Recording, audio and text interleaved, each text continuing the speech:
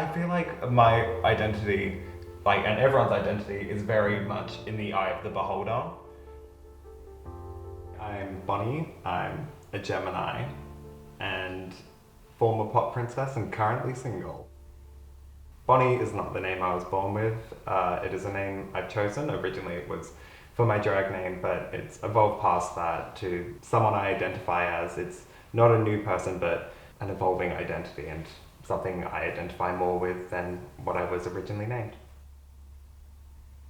The term dead name refers to the name you used to be referred to as. For a lot of trans people, it can represent a different part of their lives where they didn't feel comfortable.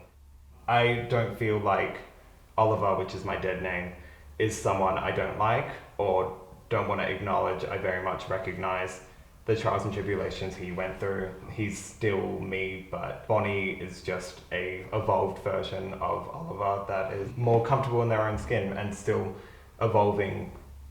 The experience transitioning has been a roller coaster. It's when I first came to terms with it, it was so liberating and it kind of explained all these feelings I've had for so long.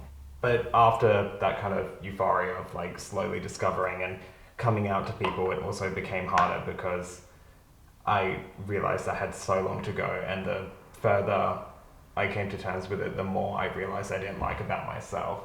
That wasn't the woman I wanted to be and still continue to want to be. So it's empowering, but a struggle.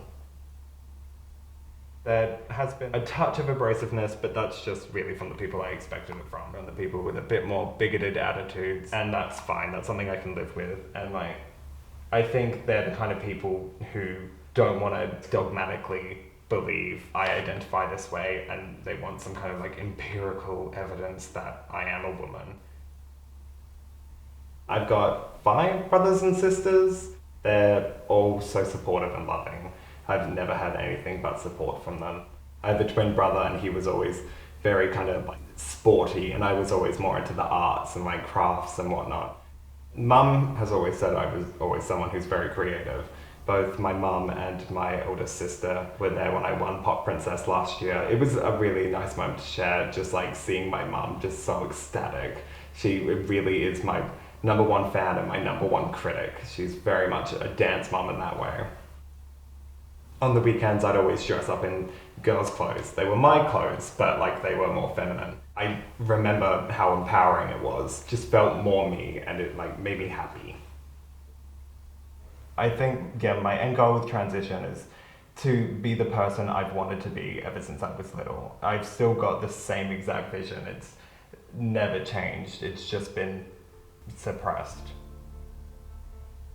The drag community and queer art in general has expanded beyond the bounds of just being for cis men. There's more kind of acceptance that anyone can do drag now, because it is a queer art form and art forms shouldn't be reserved for certain groups of people. So I think that push for everyone to be involved has been a lot stronger than the pushback. This pressure for men to be masculine is so toxic, and any kind of gender roles pushed upon people is so toxic, and you shouldn't have to have expectations on your behavior, how you look, just because of your parts.